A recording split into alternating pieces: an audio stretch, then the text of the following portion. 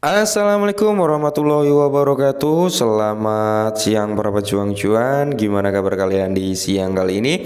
Semoga kalian dalam keadaan sehat semua dan saya doakan sukses semua buat kalian. Amin. Mantap jiwa ya.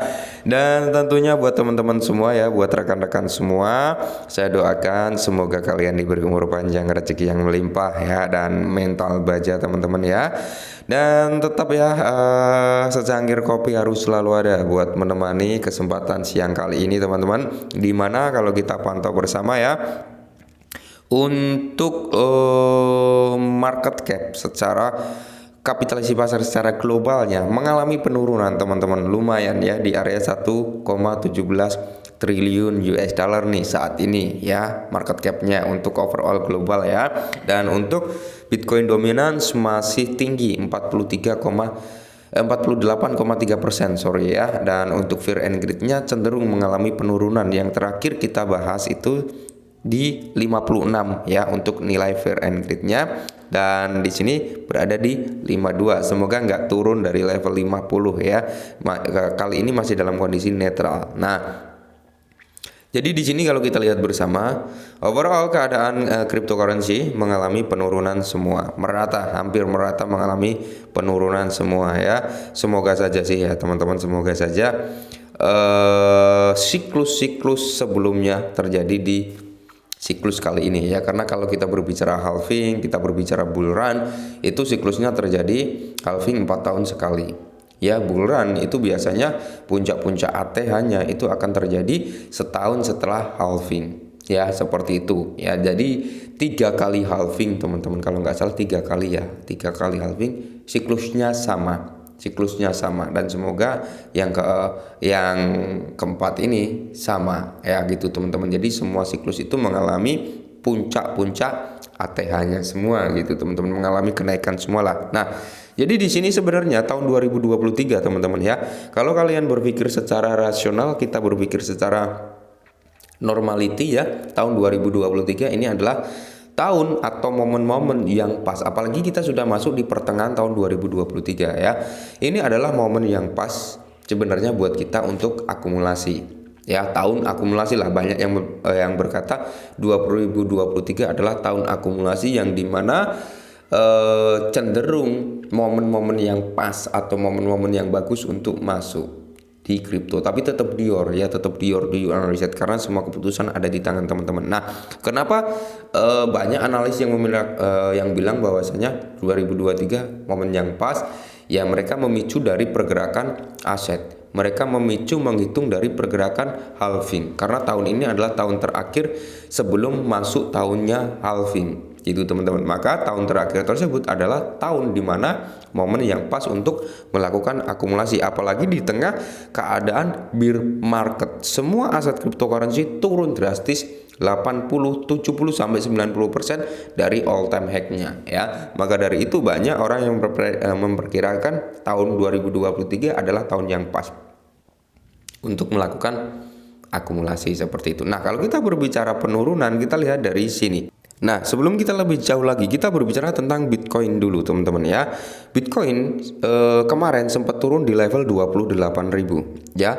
Ini yang saya marking sebelum-sebelumnya. Mungkin teman-teman yang lihat konten saya juga sudah paham, oh ini marking kemarin-kemarin juga nggak berubah seperti ini ya kan. Nah, jadi kalau kita berbicara hampir menyentuh ya, hampir masuk di zona marking, hampir menyentuh di zona marking, yang dimana zona marking ini saya ambil di area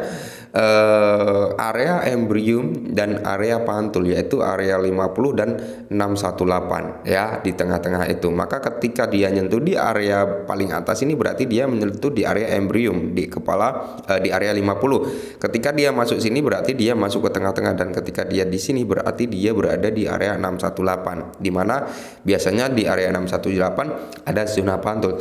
Tapi kalau menurut saya pribadi teman-teman, area ini mungkin bisa dijebol ya. Area ini bisa dijebol, dia sampai keluar dari garis trendline ini untuk membuat fake out ya. Untuk membuat fake out dia ke sini dulu, habis itu mantul lagi ke atas ya, hanya sekedar fake out. Tapi kalau di sini dia nggak membuat fake out, malah ada candle konfirmasi turun, maka dia ada potensi sampai area 25 ya. Ini area-area yang perlu kita pantau, dan dimana kita bisa melakukan DCI. Yang seperti saya bilang, 2023 momen yang pas untuk melakukan DCI atau akumulasi. Karena apa? Harga semuanya masih diskon. Kenapa saya bilang diskon? Ya karena kalau kita mengacu ke sini, nah ini teman-teman, kita mengacu ke Ethereum kali ini. Ethereum di tahun 2018 ya, 2017 ini sudah ada mulai tanda-tanda kenaikan ya kan.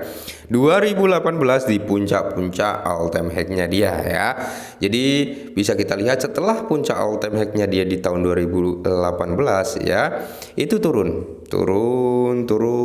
ya kan. Di sini terjadilah momentum crypto winternya ya, sampai akhirnya nyentuh tahun 2021 yang dimana mayoritas Bitcoin bentuk new all time high-nya ya kan, Ethereum bentuk new all time high-nya, dan semua aset rata-rata mengalami kenaikan yang cukup signifikan. Habis itu dia turun hampir ya.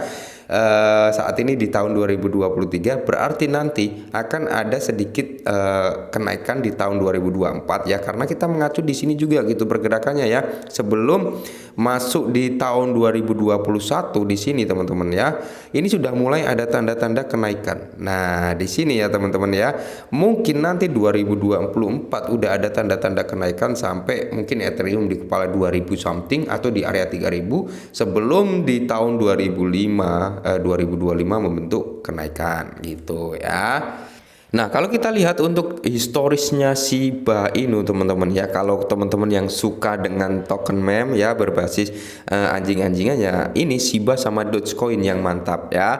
Dan ada beberapa aset lainnya yang mencoba untuk menyusul pergerakan dan mengikuti pergerakan daripada Shiba ya. Itu ada Baby Dogecoin cuman terkendala di supply aja sebenarnya. Nah, kita lihat untuk harga ya, kenapa saya banyak yang bilang tahun 2023 ini tahun akumulasi yang bagus ya. Karena di sini mereka juga mengacu pada presentasi penurunan dari all time high-nya teman-teman ya. Nah, Shiba mengalami penurunan 93,29%. Ini adalah penurunan yang dicapai oleh Shiba ya, dengan harga terendahnya teman-teman seperti itu. Oke, harga terendahnya itu di area kepala 5 atau kepala 6 ya. Kita ambil di sini aja ya. Nah, di tengah-tengah sini aja teman-teman. Yaitu di area 91%-an lah ya. Nah, sebenarnya kan dia turun sampai kepala 6 kalau nggak salah ya. Tapi kita ambil dari kepala 7 aja sudah 91% dari all time high-nya gitu ya. Nah, di sini kalau kita mengacu pada pergerakan si price teman-teman ya, kalau kita mengacu pada pergerakan price ini terlihat kalau candle weekly-nya ada pergerakan impulsif naik turunnya ya, yang dimana dari harga dia brojol ya di exchange, dia naik di sini, turun lagi ke sini, naik ke sini ya kan. Nah, pergerakannya kurang lebih seperti ini teman-teman ya. Nah, enaknya seperti ini. Nah, ya, kurang lebih seperti ini. Nah, jadi kalau kita berbicara kenapa tahun ini tahun akumulasi ya, karena kita mengacu juga dari penurunan. Jadi kita ambil segi penurunan price ini sampai harga terendahnya dia, yaitu saat ini mengalami penurunan 92%-an ya. Nah, jadi buat teman-teman semua yang mungkin masih yakin di dunia perkriptoan gitu teman-teman ya, kalian bisa melakukan akumulasi. Tapi saya nggak nyuruh lah ya, saya hanya menyampaikan tahun ini gitu loh, tahun yang momennya pas gitu untuk melakukan akumulasi. Kalian bisa DCI ya, kalian bisa menggunakan technical analysis juga, mencari area entry-nya. Mungkin dia akan koreksi sampai area sini, kalau naik mungkin di sini nanti ada segi pantulnya gitu ya. Kalian bisa gunain sistem itu, atau kalian gunain smart money concept juga bisa teman-teman. Smart money concept di mana di situ ada high valid, low valid, ada boss, break of structure, ada real choke. Kalian bisa gunain itu untuk mencari area-area trennya atau pembalikan harga atau area pantul juga bisa itu untuk akumulasi loh ya. Nah, jadi sebenarnya tahun 2023 tahun yang pas kalau menurut saya untuk melakukan akumulasi. Cuman teman-teman kembali lagi, kalian bisa akumulasi ke aset-aset yang menurut kalian bisa membuat new all time high-nya nanti ya. Mungkin bisa masuk ke Cardano ya, ke Brace, ke Shiba, ke SRP, terus ke Solana dan sebagainya ya. Itu pilihan teman-teman sendiri. Kalau saya pribadi, saya sudah mulai akumulasi sebenarnya ya. Cuman saat ini sudah saya stop karena dana dingin saya sudah habis ya. Patokan saya seperti itu. Teman-teman juga harus seperti itu. Tahun 2023 nih, tahun yang pas untuk akumulasi, tapi saya nggak punya dana dingin. Jangan sampai dipaksakan untuk pinjam. Udah, nggak usah akumulasi. ya. Gak usah akumulasi kalau memang gak ada dana dingin teman-teman. Sudah cukup apa yang kalian punya, sudah nikmatin gitu aja ya. Jangan sampai kalian pinjam ini dengan janji nanti saya balik ini sebulan kemudian, setahun kemudian, tapi jangan sampai seperti itu teman-teman ya. Lebih baik kalian masuk dengan dana dingin kalian. Semisal kalian cuma punya 500.000, ya udah itu aja. Punya 100.000, ya udah itu aja. Gak usah dipaksakan ya. Oke, mungkin ini dulu, semoga sedikit bantu. Salam cuan.